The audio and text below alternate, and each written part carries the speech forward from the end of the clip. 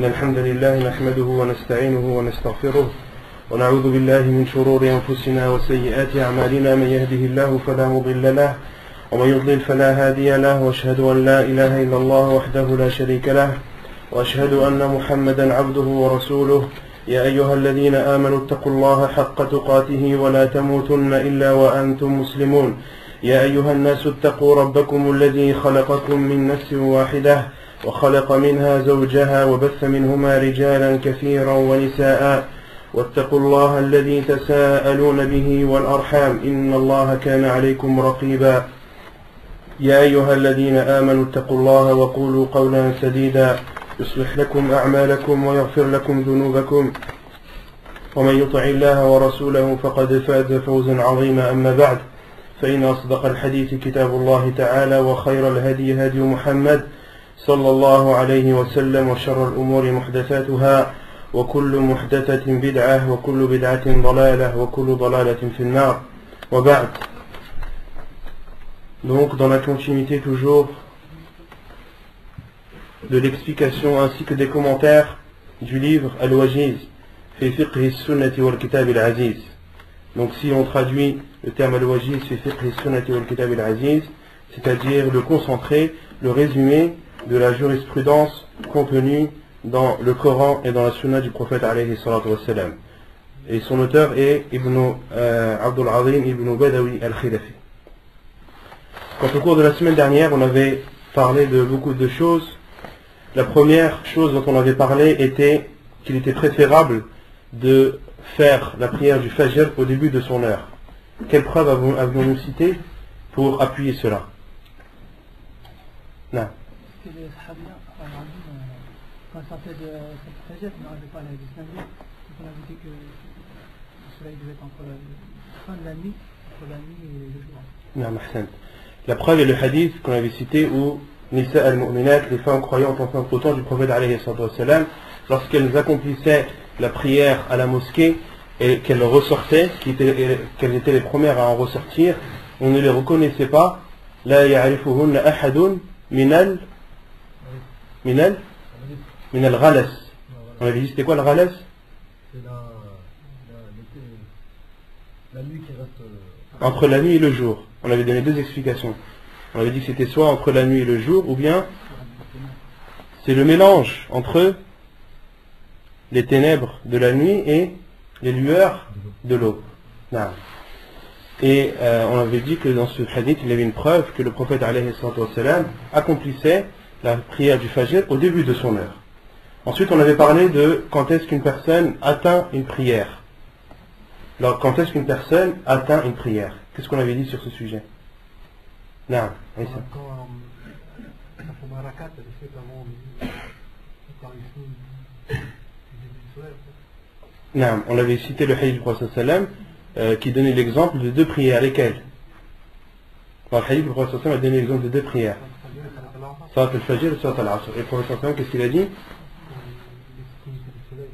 Man adraka rak'atan min al-Fajr qabla an tatlu'a ash-shams faqad أدرك الصبح من أدرك ركعة من الصبح قبل أن تطلع الشمس فقد أدرك الصبح. Et on avait dit, celui qui est la traduction, c'est celui qui atteint une prière, une rak'at, plutôt une unité de prière, de la prière du subh avant que le soleil ne se lève, il a atteint la prière. On avait dit quoi? Atteindre la prière, ça veut dire quoi? Une rak'at. On va terminer avec Issa.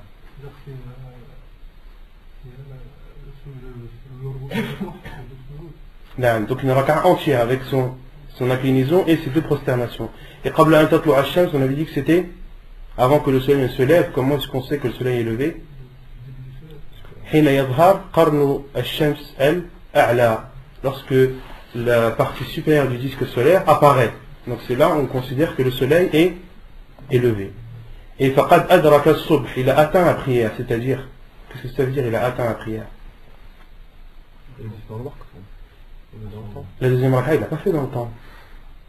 Celui qui a fait la première raka'a avant que le soleil se lève. Et la deuxième raka'a, il l'a fait au moment où le soleil est levé, donc en dehors de l'heure.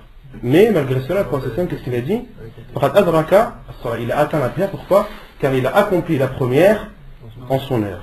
À partir du moment où tu accomplis la première raka'a à son heure, même si tout le reste des raka'at que tu fais sont faites en dehors de l'heure légale, ta prière est valide. Non. Et on avait dit que ce jugement n'était pas propre à al-Fajr et à al-Asr, mais qu'il était plus général et qu'il englobait l'ensemble des prières. Car il y a un autre hadith où le prophète sallallahu alayhi wa sallam dit Man adraka raka'atan min as-salah faqad adraka as-salah. Non. Ensuite, on avait parlé du rattrapage des prières. On avait dit que les prières devaient être rattrapées dans quel cas? En deux cas, lesquels? L'oubli et le sommeil. Ce sont les deux cas, selon l'avis le plus sûr et le plus juste des savants, qui autorisent à la personne de rattraper une prière lorsqu'elle l'a accomplie après son heure.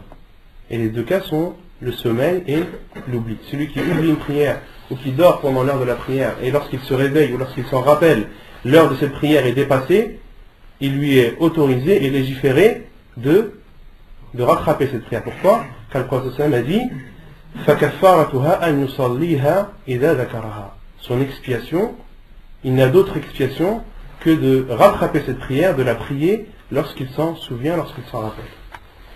Et on avait cité la parole de l'imam Ibn Hazm, rahimahullah, qui disait que c'était l'avis le plus juste, car le fait de rattraper une prière est quelque chose de légiféré. D'accord?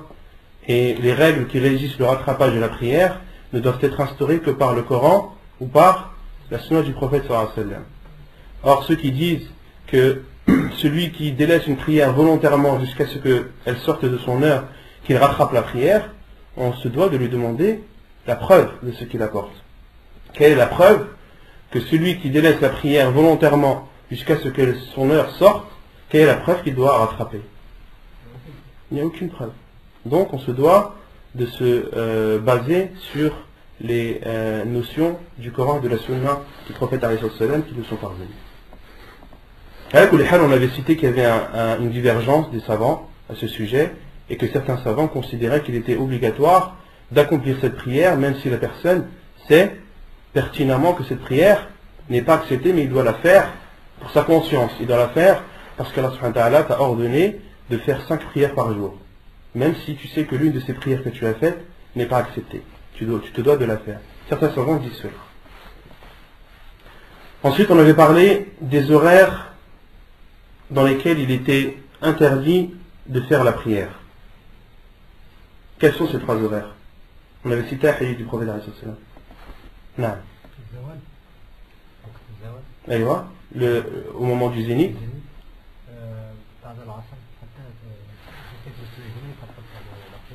Jusqu'à ce que le soleil jaunisse après la prière. On avait dit ça?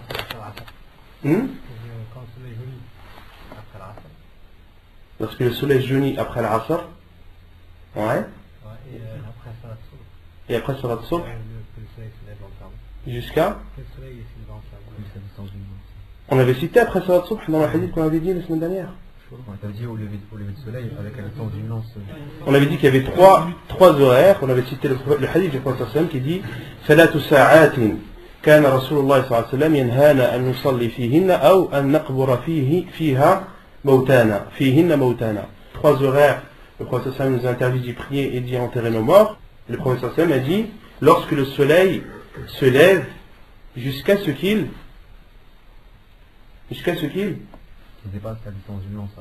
on avait dit quoi?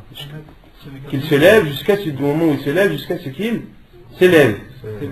C'est un moyen mémotechnique. On vous dit des termes et vous les reconnaissez, vous en rappelez pas. Au moment où le soleil se lève jusqu'à ce qu'il s'élève. C'est un moyen pour vous, quand vous utilisez ces termes, c'est un moyen pour vous de vous rappeler. Au moment où le soleil se lève jusqu'à ce qu'il s'élève. Et on avait dit qu'il y avait un autre hadith du prophète alayhi salam qui expliquait le terme élevé. Et rumh, on avait dit que c'était la lance qui était utilisée comme arme au temps du prophète alayhi salam. On avait dit que les savants l'avaient estimé comme étant d'une longueur de 1 mètre. Ensuite, hina yaqumu qa'imu adh-dhahira. On avait expliqué qa'imu adh-dhahira ce que ça voulait dire. Et on avait dit que c'était l'heure de az-zawal, l'heure du zénith, au moment où le soleil est au milieu du ciel, hatta tamil, jusqu'à ce que le soleil commence son déclin. Et la troisième, حين تتضيف الشمس إلى الغروب حين تتضيف الشمس للغروب حتى تغرب. Et au moment où le soleil se couche jusqu'à ce qu'il se couche. Donc ça, ce sont les trois horaires qu'on avait cités la semaine dernière. Non. On va citer après. En fait, jusqu'à ce que le soleil jaunisse, c'est dans un autre hadith. Pas dans ce hadith-là. Mais jusqu'à ce que le soleil jaunisse, il y a un hadith qui l'interdit. Mais moi, je parle de ce qu'on a vu la semaine dernière. La semaine dernière, on a vu ces trois horaires. Et les savants appellent ces trois horaires al-awqat al-qasira. Ce sont trois horaires qui sont courtes, mais dans lesquelles il nous est interdit d'y accomplir la prière. On avait dit que la première horaire que le prophète a citée, au moment où le soleil se lève jusqu'à ce qu'il s'élève, on avait dit que c'était estimé à peu près à 10 à 15 minutes. Donc c'est un moment qui est très court. Et ces trois horaires, les savants sont unanimes sur le fait qu'il est interdit d'y prier. Ces trois horaires, la khilafa bayna ahli al-ilm fi tahrimi as-salati fiha. Et cela, il faut que vous sachiez que les savants sont catégoriques et unanimes sur ces trois horaires. Ensuite, il y a d'autres horaires où il y a une divergence entre les savants, mais ces trois horaires bien spécifiques, les savants sont tous unanimes dessus. Et ensuite, on s'est arrêté au hadith de Amr ibn Abasa que l'auteur a cité pour expliquer pourquoi est-ce qu'il est interdit de prier durant ces horaires.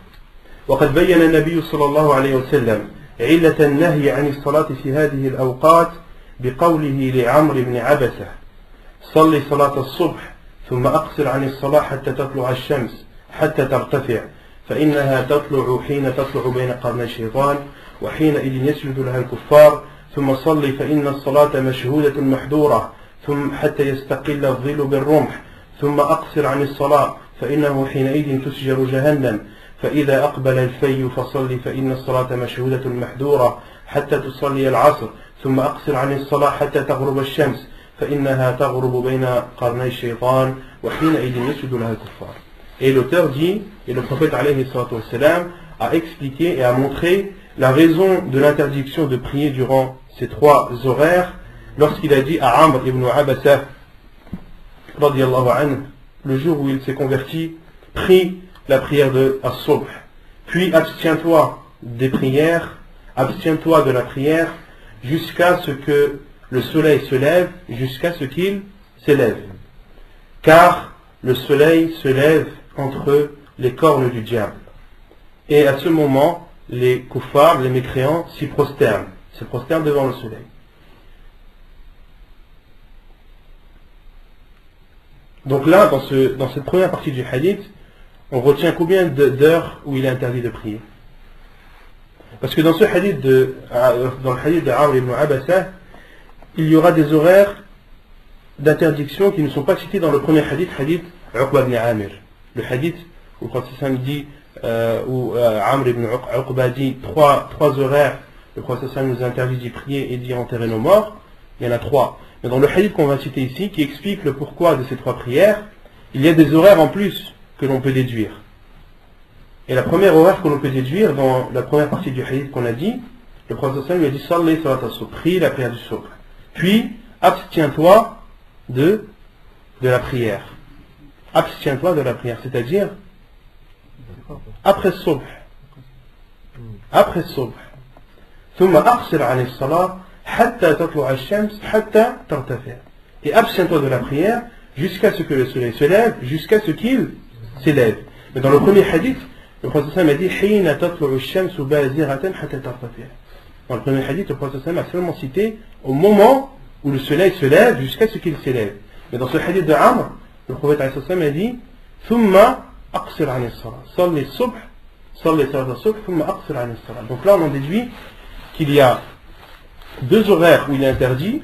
Il y a après subh jusqu'à ce que le soleil se lève, et au moment où le soleil se lève jusqu'à ce qu'il s'élève. Donc il y a deux horaires interdits. Et le prophète a expliqué pourquoi. Car le soleil, lorsqu'il se lève, il se lève entre les cornes du diable. Et à ce moment, les mécréants s'y prosternent. Ceux qui adorent le feu et le soleil se prosternent devant le soleil au moment de son lever et de son coucher. Puis le prophète alayhi salatu wassalam lui a dit, puis prie, car la prière est attestée et les anges y témoignent. Les anges assistent et témoignent, car c'est une prière assistée et qui fera preuve de témoignage.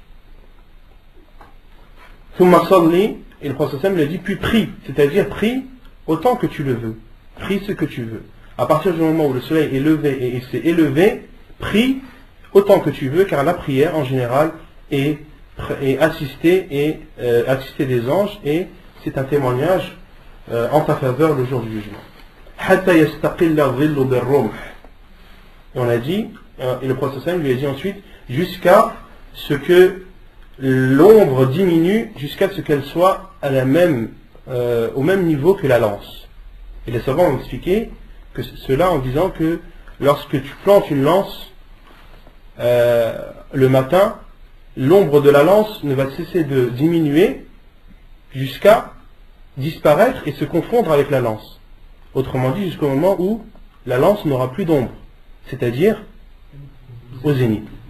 Le prophète lui a dit jusqu'à ce que l'ombre diminue et soit au même niveau que la lance, c'est-à-dire jusqu'au zénith. Puis abstiens-toi de la prière. Puis abstiens-toi de la prière, car c'est à ce moment que l'enfer est le plus chaud. Car c'est à ce moment que l'enfer est le plus chaud. Donc là, on a la deuxième explication de l'interdiction de prier pendant le zénith, car c'est le moment où l'enfer est le plus abrasé et le plus chaud.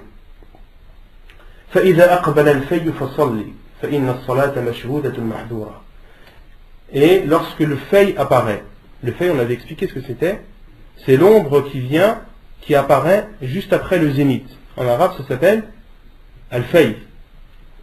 C'est l'ombre qui apparaît juste après le zénith, puis après le fay, il y a al-dhil, l'ombre, et avant le zénith, il y a l'ombre. Al-dhil en arabe, c'est avant le zénith, et après al-fay. Et al-fay, c'est juste après le zénith. Et le prophète alayhi salam lui a dit, et lorsque le fay apparaît, lorsque l'ombre qui suit le zénith apparaît, alors prie. C'est-à-dire prie autant que tu veux. Prie la prière, car la prière est assister les anges et elle est un témoignage en ta faveur le jour du jugement. Hatta tusalli al-asr, jusqu'à ce que tu pries al-asr. Puis aqsir an as-salah.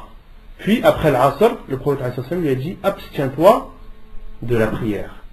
Hatta taghrub ash-shams, jusqu'à ce que le soleil se couche. Et là, dans ce hadith, on en déduit un autre horaire où il est interdit de faire la prière. Lequel? Après l'asr. Parce que dans le premier hadith, le prophète qu'est-ce qu'il a dit? Au moment où le soleil s'apprête à se coucher. Mais dans ce hadith, le prophète lui a dit jusqu'à ce que tu pries l'asr, puis abstiens-toi de la prière. Quand? Après l'asr. Jusqu'à ce que le soleil se couche, et à ce moment, car elle se couche, plutôt le soleil se couche entre les cornes du diable, et à ce moment les mécréants s'y prosternent, ceux qui adorent le feu et le soleil. Donc là, dans ce hadith, le prophète nous a expliqué les raisons pour lesquelles il est interdit de prier pendant les trois horaires les trois horaires qui font l'unanimité des savants.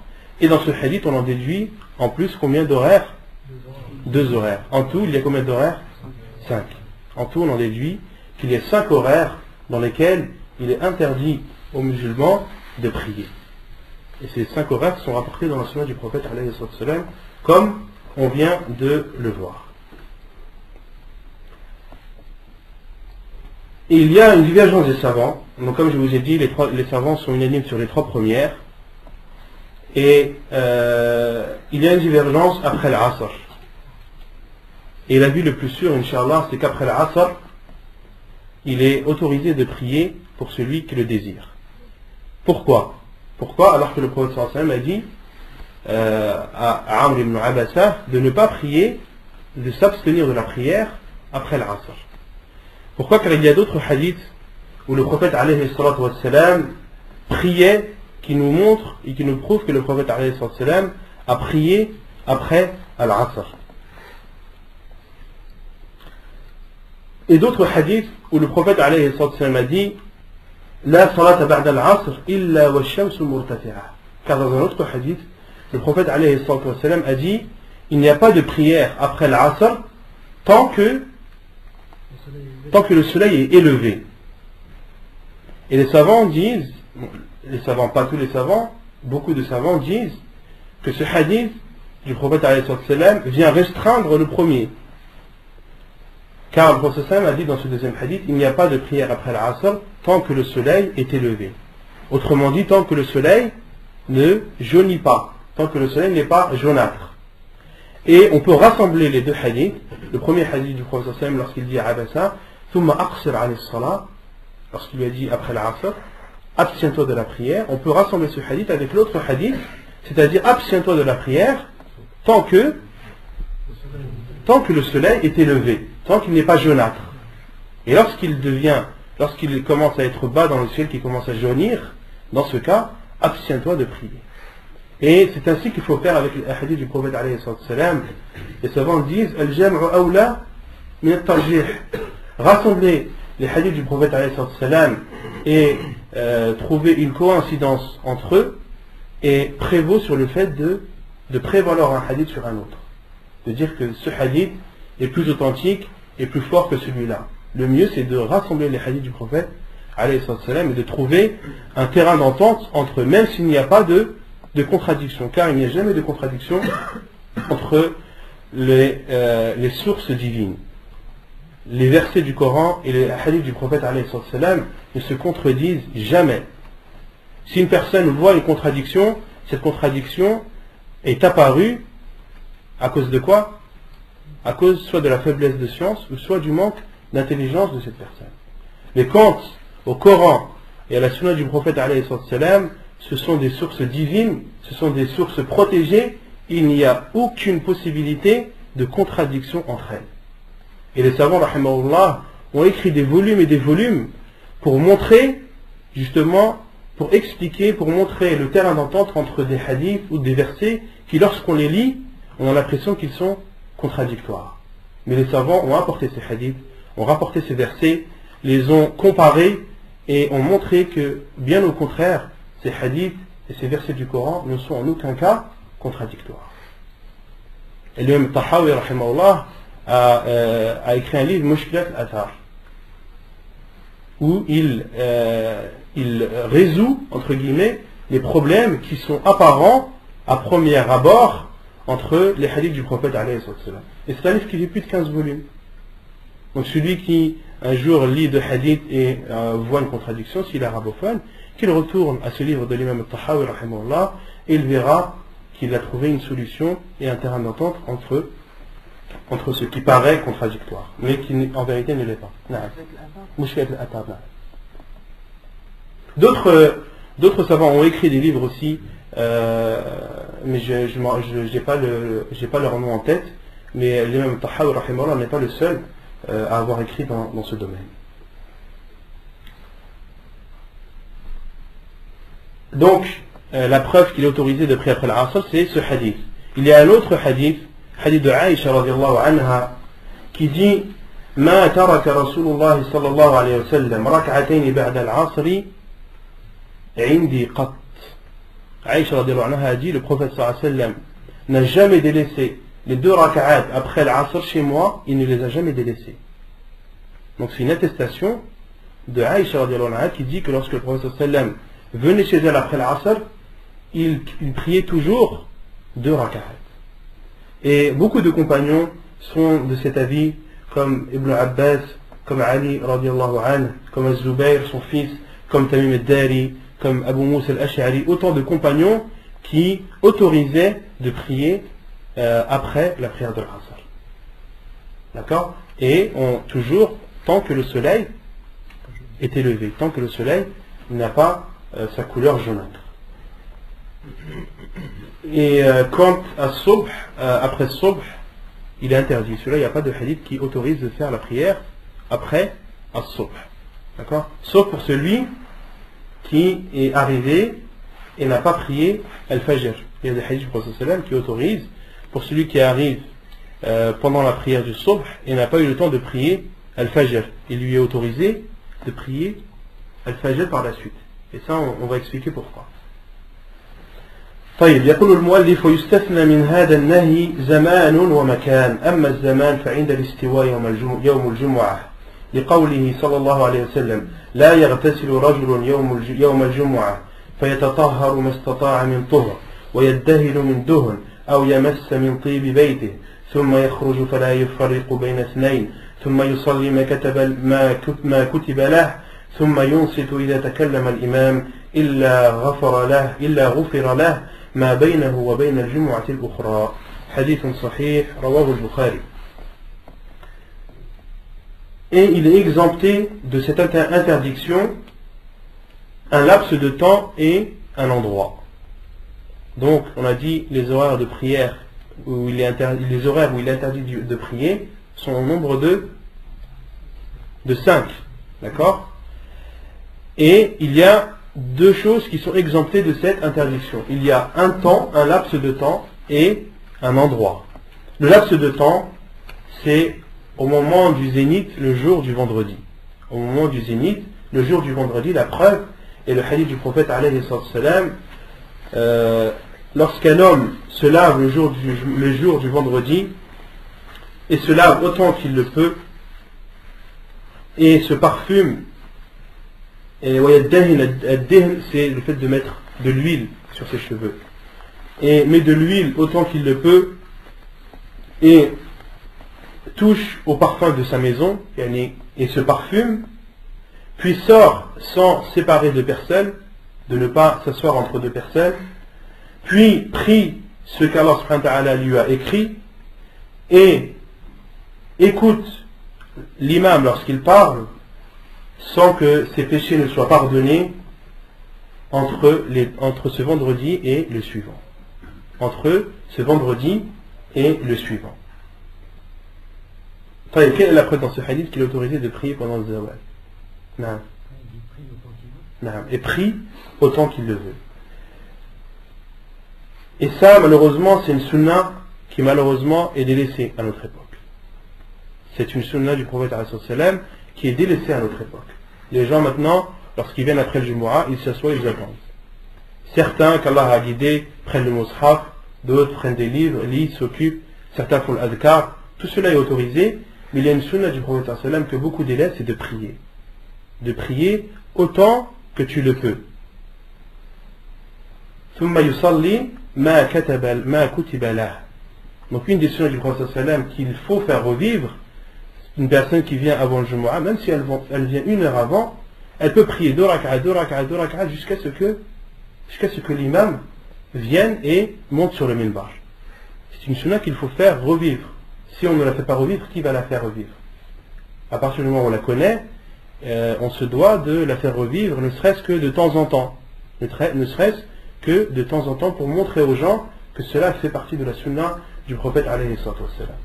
Et les savants en ont déduit que le zénith, l'heure du zénith, le jour du vendredi, est une horaire qui est exemptée d'interdiction. Car le prophète sallam nous a encouragé à y prier. Le muallif, يقول المؤلف فندبه إلى صلاة ما كتب له ولم يمنعه عنها إلا في وقت خروج الإمام ولهذا قال غير واحد من السلف منهم عمر بن الخطاب رضي الله عنه وتبعه عليه الإمام أحمد بن حنبل خروج الإمام يمنع الصلاة وخطبته تمنع الكلام فجعلوا المانع من الصلاة خروج الإمام لا انتصاف النهار. Donc l'auteur a dit, dans ce hadith, le prophète alayhi salam nous a encouragé à prier ce qu'Allah subhanahu wa ta'ala nous a écrit. Et ce qui nous interdit de prier, c'est le moment où l'imam apparaît. Lorsque l'imam monte sur le minbar, c'est à partir de ce moment où il n'est plus autorisé de prier. Et il dit, c'est pour cela que beaucoup de salaf, parmi eux Omar ibn al-Khattab radiallahu anhu, et il a suivi par la suite l'imam Ahmed ibn Hanbal rahimahullah, lorsqu'ils ont dit la sortie de l'imam interdit la prière et sa khutbah, son sermon interdit la parole. C'est une parole qui est connue des salaf. Khuruj al-imam yamna'u as-salah wa khutbatuhu tamna'u al-kalam. La sortie de l'imam et sa montée sur le minbar interdisent la prière. Et son sermon interdit la parole. فجعلوا المانع من الصلاة خروج الإمام لا انتصاف النهار. Et ils ont considéré comme ce qui interdit la prière le fait que l'imam sorte et non pas le zénith. Les savants, le jour du vendredi, disent que ce qui interdit la prière, c'est la sortie de l'imam, et ils n'ont jamais parlé du zénith. Non.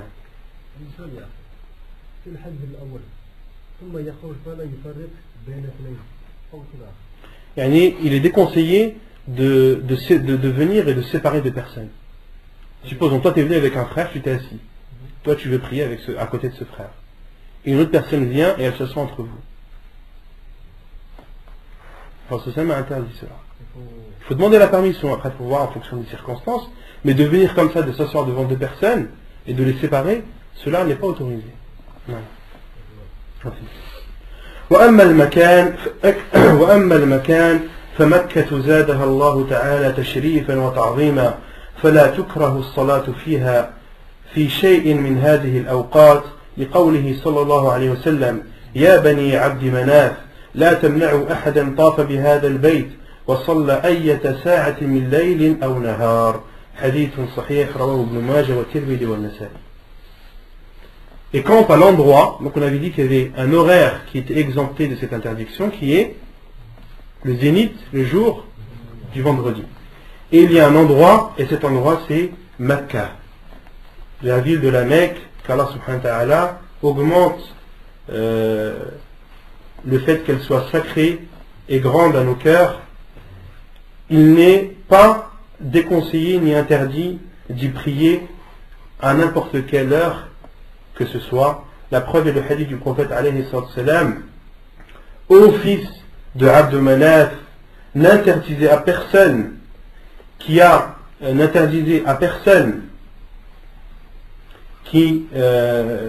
fait at-tawaf, qui fait la circumambulation ou qui fait les tournées autour de la Kaaba, et prie à n'importe quelle heure du jour ou de la nuit. Dans ce hadith, le prophète alayhi salam a parlé aux enfants de Abd Manaf. Qui est Abd Manaf? Ce sont ceux qui avaient le pouvoir et qui avaient un pouvoir exécutif sur Mecca. Ils avaient le pouvoir d'interdire aux gens d'entrer et de sortir. Et le prophète alayhi salam les a exhortés en les appelant par leur nom. Ya Bani Abd Manaf. Et Abd Manaf c'est qui par rapport au prophète alayhi salam?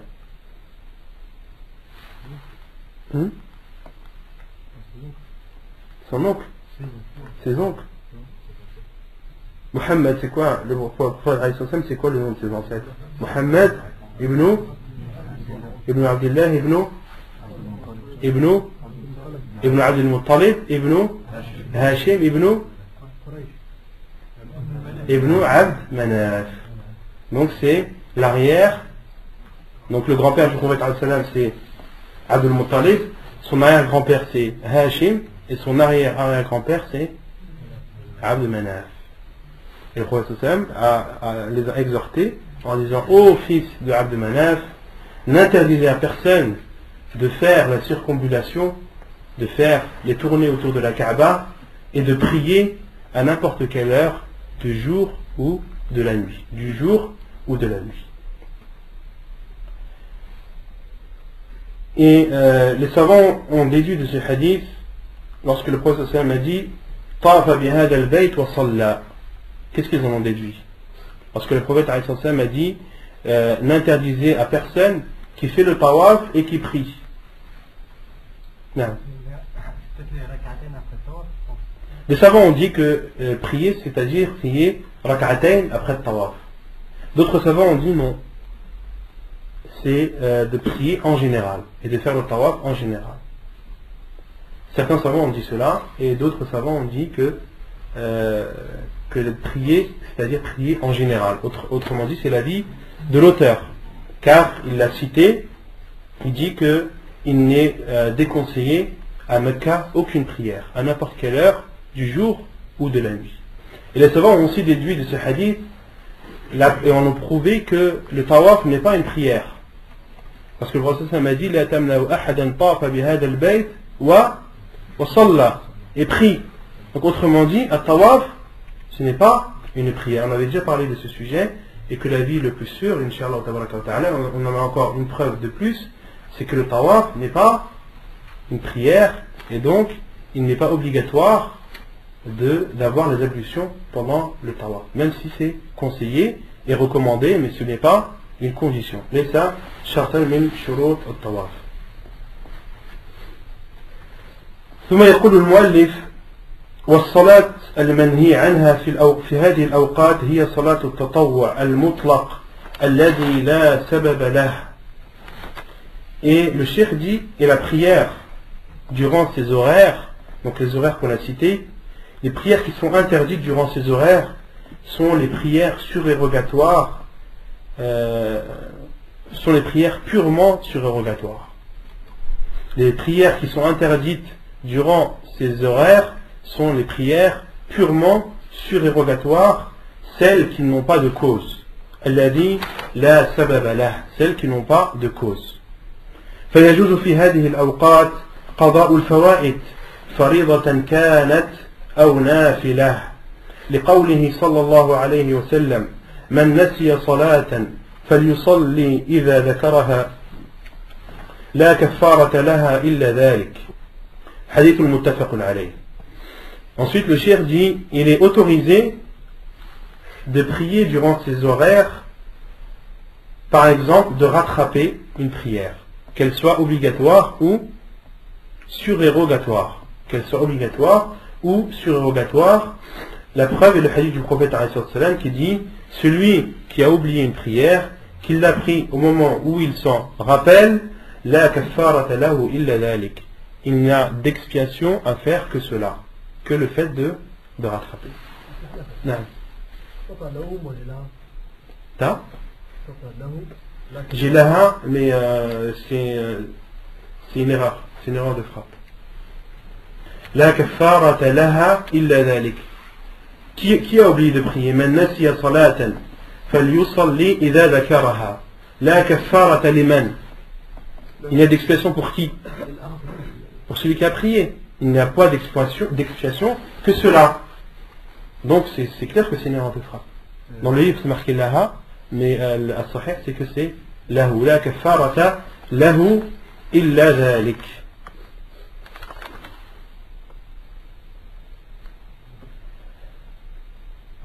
Non. Dans le hadith de Anas, pourtant il dit la kaffaratuha. Là il parle de... عن أنس رضي الله عنه قال نبي الله صلى الله عليه وسلم من نسي صلاة أو نام عنها فكفارتها. نعم صحيح. C'est vrai, t'as raison. Inch'Allah, je vais regarder je me suis trompé. C'est bien la kaffarata laha. Il n'y a pas d'expiation à faire pour la prière. Il n'y a pas d'expiation à faire pour la prière. Donc c'est bien la kaffarata laha. Je m'excuse, c'est bien la kaffarata laha. من نسي صلاة فليصلي إذا ذكرها لا كفارة لها إلا ذلك. Il n'y a pas d'expiation à faire pour cette prière si ce n'est le fait de la rattraper. Et quant au fait de rattraper une prière surérogatoire, dans la sunna, le prophète alayhi salam, il était rapporté qu'il a rattrapé sunnat al-dhuhr ba'da al-asr. Le hadith du prophète sallam, où le prophète sallam a rattrapé la sunna de dhuhr, les deux rak'at après le dhuhr, le prophète sallam les a rattrapés après al-asr.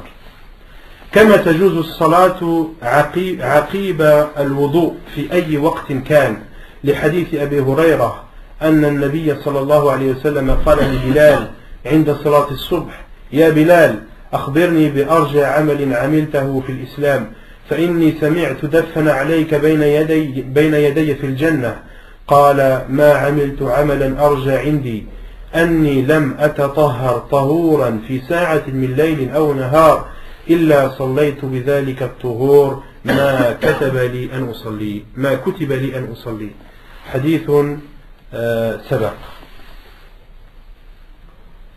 De même qu'il est autorisé de prier après avoir fait ses ablutions et ceci à n'importe quelle heure.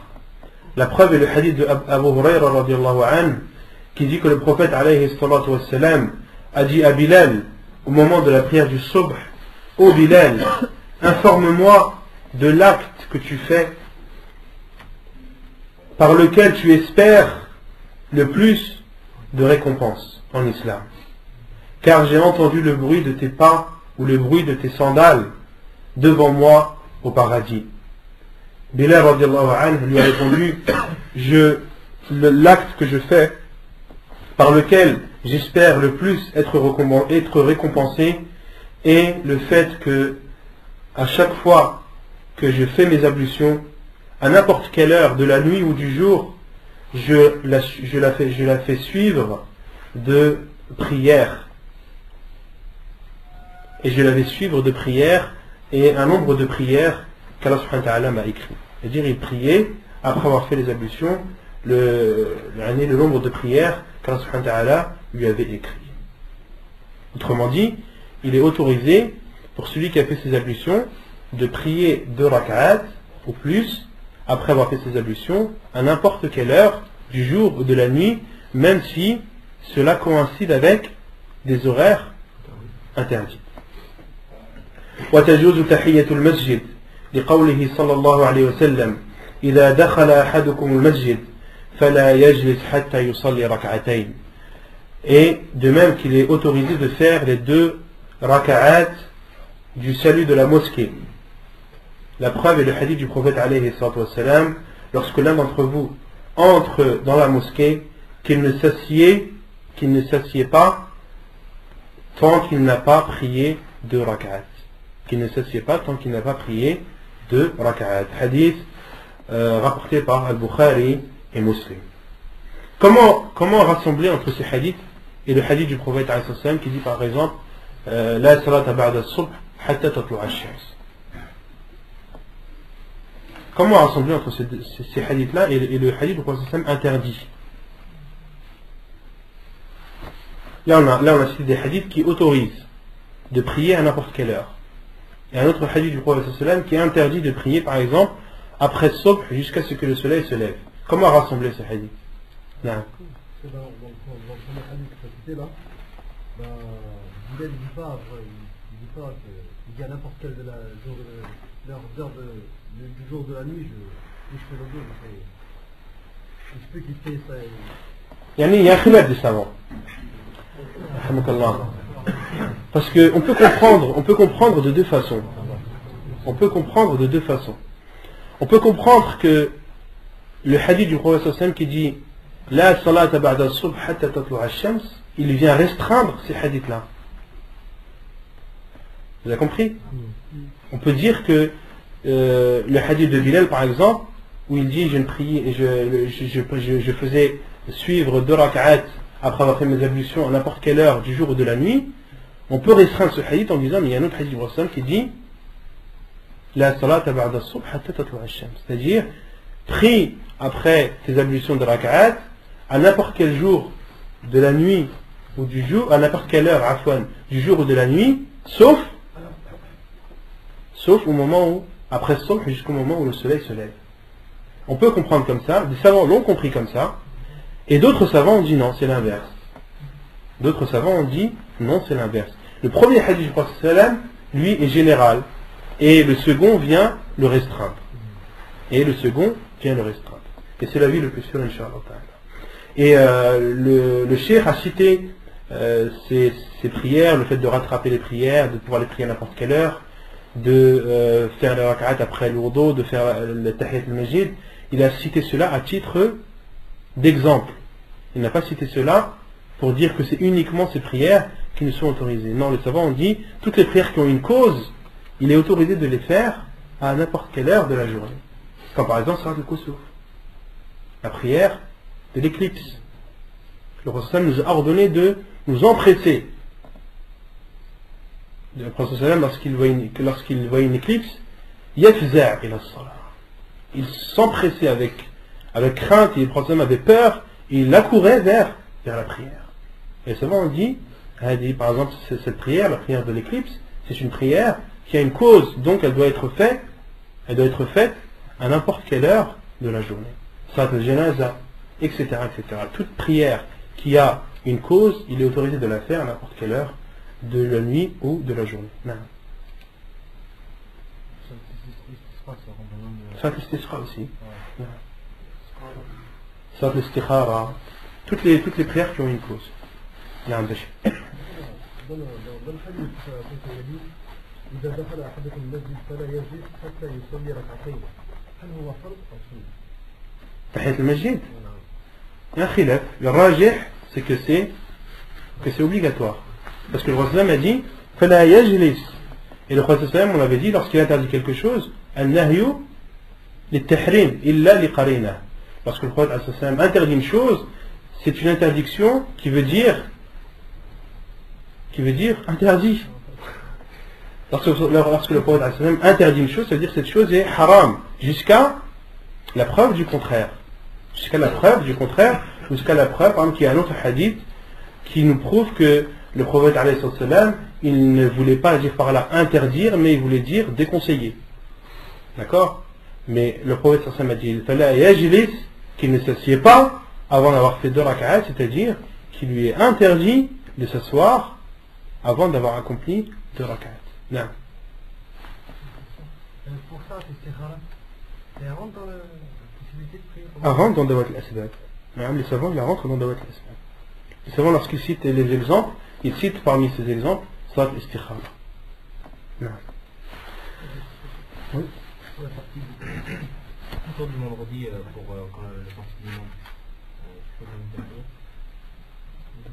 Non, tu fais Tahiyat al-Masjid. Parce que le Prophète sallam, il faisait la khutbah, un homme est venu, il s'est assis.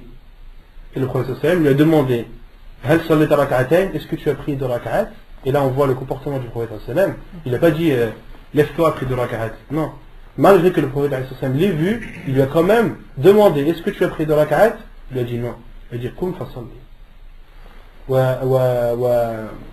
Qum fasalli wa jawiz fihima. Et fais-les légères.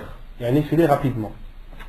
Donc cela prouve qu'une personne qui rentre pendant que l'imam fait la khutbah le jour du vendredi, il doit aussi faire Tahiyat al-Masjid et ne pas s'asseoir avant d'avoir accompli 2 rak'at. ثم يقول المؤلف النهي عن التطوع إذا أقيمت الصلاة.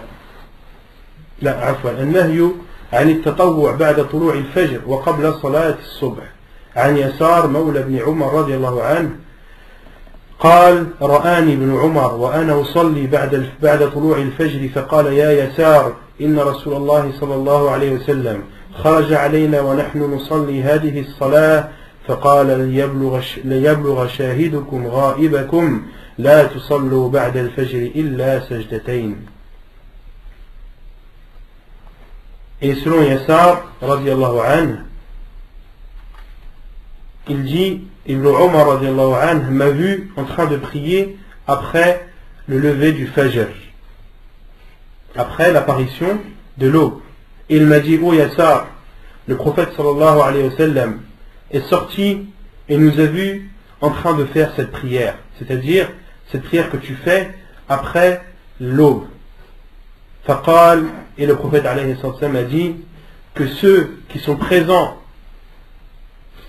rapportent à ceux qui sont absents ne priez la tusallu ba'da al-fajr illa sajdatayn, ne priez après al-fajr, après l'apparition de l'aube, que 2 prosternations, c'est-à-dire 2 rak'at. Illa sajdatayn ay illa rak'atayn. Donc dans ce hadith on a déduit qu'il est interdit de prier après Tulu' al-fajr, après l'apparition de l'aube. Il y a aussi une phrase comme quoi juste de ce jour Là, le Prophète parle de 10 sajdatayn en voulant dire rak'atayn, pour montrer l'importance de la prosternation. النهي عن التطوع إذا أقيمت الصلاة. De même qu'il est interdit de faire des prières surérogatoires au moment de إذا أقيمت الصلاة, lorsque la prière commence. عن أبي هريرة رضي الله عنه أن النبي صلى الله عليه وسلم قال إذا أقيمت الصلاة فلا صلاة إلا المكتوبة. حديث صحيح رواه مسلم والترمذي وأبو داود. Et selon Abu Huraira, le prophète alayhi salatu wassalam a dit, lorsque la prière arrive, إذا أقيمت الصلاة فلا صلاة إلا المكتوبة. إذا أقيمت الصلاة, les savants ont compris cela différemment. Certains savants ont dit إذا أقيمت الصلاة أي عند إقامة الصلاة, lorsqu'il y a الإقامة. D'autres savants ont dit إذا أقيمت الصلاة أي إذا كبر الإمام تكبيرة الإحرام. Et ça c'est l'avis le plus sûr Inch'Allah des deux, c'est que c'est إذا أقيمت الصلاة, c'est-à-dire lorsque l'imam s'apprête à faire takbirat al-ihram. Lorsque l'imam s'apprête à faire takbirat al-ihram, il n'y a pas de prière hormis la prière obligatoire. La salata illa al-maktuba. Bien. Si à ce moment-là on est en train de faire tahiyat al-masjid, est-ce qu'on va couper la prière ou... Justement, pour celui qui prie, et ensuite là il y a une mas'ala, celui qui prie alors qu'il y a al-iqama, celui qui rentre et fait 2 rak'at du salut de la mosquée, et à ce moment l'iqama commence. Qu'est-ce que la personne doit faire? Est-ce qu'elle doit continuer? Est-ce qu'elle doit s'arrêter? Est-ce qu'elle doit sortir? Il y a 2 avis des savants. Le premier avis, qui est l'avis de Cheikh Ibn Uthaymin rahimahullah, qui dit, lorsque la personne est dans la première rak'at, lorsqu'il a fait une première rak'at, cette première rak'at, si elle est complète au moment de l'iqama, il continue, il fait la deuxième. Si au moment où il y a l'iqama, il est à la première rak'at, mais que cette rak'at n'est pas complète, il sort de la prière. Et Cheikh Ibn Uthaymin rahimahullah a cité une preuve que c'est un des avis les plus forts rahimahullah. Cheikh, c'est là où on voit que c'est vraiment un faqih, et c'est un avis que j'ai entendu que de lui. Il dit la preuve, c'est le hadith du prophète alayhi sallam qui dit Man adraka rak'atan min as-salah faqad adraka as-salah. Parce que les savants, il y a 3 avis, en général il y a 3 avis sur cette masala. Des savants disent que la personne doit continuer sa prière lorsqu'il y a l'iqama. Il continue sa prière, pourquoi? Car Allah subhanahu wa ta'ala a dit وَلَا تُبْطِلُوا أَعْمَالَكُمْ, et n'annulez pas vos actes. Donc à partir du moment où tu commences un acte, tu ne dois pas l'annuler. D'autres savants ont dit tu dois couper ta prière, tu dois sortir de ta prière, quel que soit l'endroit où tu es, que tu sois dans la première rak'a, dans la deuxième, que tu sois dans tashahhud, que tu sois à n'importe quel endroit de la prière, tu dois sortir. Et il y a un troisième avis qui précise. Il y a un troisième avis qui précise, et dans ce troisième avis, il y a 2 avis. Et dans ce troisième avis, il y a 2 avis. Le premier avis, c'est celui de Cheikh Ibn Uthaymin rahimahullah qui dit, lorsque tu es dans la première rak'at, si au moment de l'iqama, tu es en état de recours de la première rak'at, est-ce que ta première rak'at est complète ou pas? Non. Si l'iqama se fait au moment où tu te lèves de la deuxième prosternation de la première rak'at, là, ta première rak'at est valide, donc tu continues ta prière. Et Cheikh Ibn Uthaymin, sa preuve, c'est le hadith du prophète sallallahu alayhi wa sallam qui dit Man adraka rak'atan min as-salah faqad adraka as-salah. Celui qui atteint une rak'a de la prière a atteint la prière. Et Cheikh Ibn Uthaymin dit, et cela est comparable au fait de prier pendant une heure interdite. Parce que le prophète sallallahu alayhi wa sallam a considéré la prière comme étant valide, malgré que la deuxième rak'at soit faite pendant une heure interdite. Et Cheikh Ibn Taymiyyah rahimahullah a dit c'est la même chose pour ça.